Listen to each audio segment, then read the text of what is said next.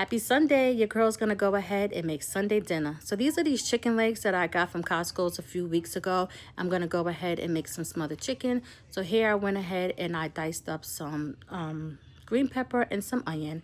I'm going to go ahead and I'm going to pan sear my chicken legs and some olive oil just to brown them a little before I go ahead and cook them in a crock pot. So this is my first time ever making smothered chicken in a crock pot. So I wanted to just go ahead and see how this was going to come out. I end up transferring it from out of the crock pot and putting it in the baking dish and finish it in the oven. But I started the process in the crock pot, I want to say about 2 to 3 hours, because I let them cook in the chicken broth for about 2 hours before I added the cream of chicken to it. And I let that finish cooking for like another hour before I went ahead and added it to the baking dish. It was already soft and coming off the bone, but I wanted it to brown a little bit more. After that, I went ahead and I sliced up my cabbage and I pan seared some turkey bacon. I even used turkey bacon or turkey sausage. I had turkey bacon on hand, so I used the turkey bacon.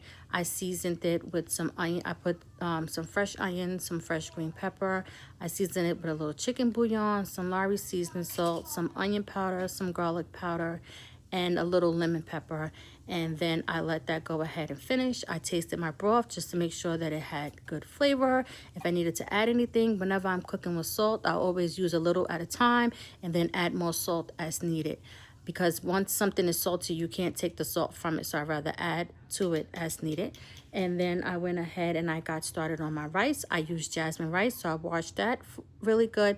And then I went and added that to a pot of boiling water.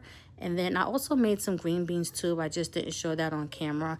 It kind of was just like something that I threw together because my kids don't really like cabbage. I also went ahead and made some cornbread.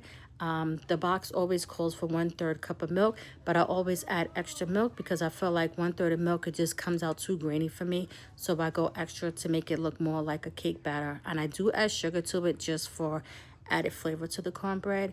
And I went ahead and made corn muffins. And I put that in the oven at 400 and just went ahead and let that finish. And then I waited for everything to be done. And here's dinner. It was really good. Hope you guys have a good Sunday. Bye.